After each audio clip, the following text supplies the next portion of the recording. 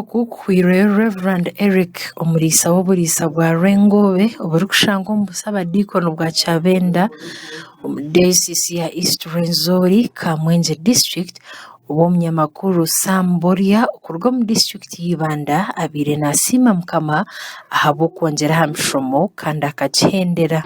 Obwegesi nibulungi bantu ba Mukama ihangane igenderera obwegesi kigambo ky'obwegesi ekiyongereraho ekigambo ky'obwegesi waba nooreba abantu baingi banywanyi baingi omusaamu na tiimu ye n'abaana bali mu kumanya mazima gwetu musana nitutwara twatuna abantu nk'aba mu kicweka kyaitu nitutwara. Sam Boria omunyamakuru kandi omushomesa w'abanyamakuru agambire ekyari kusiimira Ruhanga.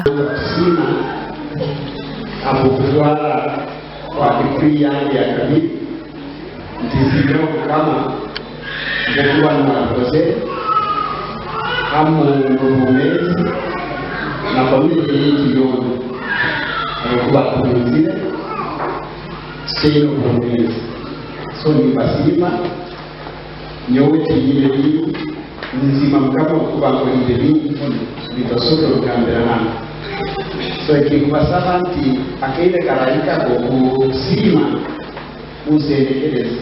Philip Marangira omunyamakuru okuruga omu District ya Kyegyegwa asiimira abanyamakuru abariyo nibongyera aha mishomo yaabo okuba abakugu. Ntwara omugisha ogu okusiima Boria Sam ahabw'okugira nti abaire ekyokureeberaho omu fraternity ya media ninga omu banyamakuru na munonga okuruga omu District ya Ibanda ahashomesiize abanyamakuru baingi abamurabire omu mikono. So naitwe nk'abanyamakuru twaba nitureeba nti nayongyera bitabo byeye in different courses naitwe nitushemeza nikitwongyera amaani nti naitwe abatakongiireho ninga abariyo nibongyeraho tugumizemu tukongyeraho.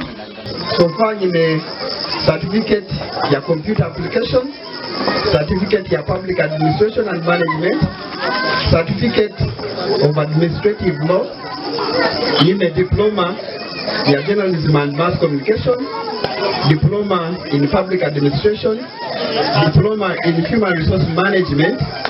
I have bachelor's degree in information technology and bachelor's degree in social sciences.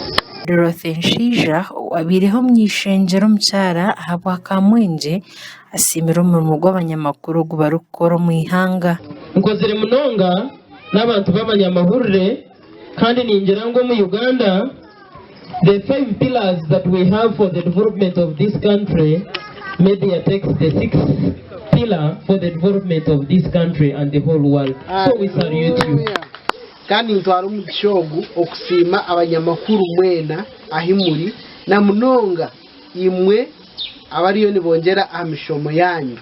Okushoma ni kirungi waguma noyongyeraho nikikuyamba munonga habwaki omunyamakuru nonoenda ogume nomanya ebintu ebisya kandi k'okushoma oyongeraho kumanya ebintu ebisya.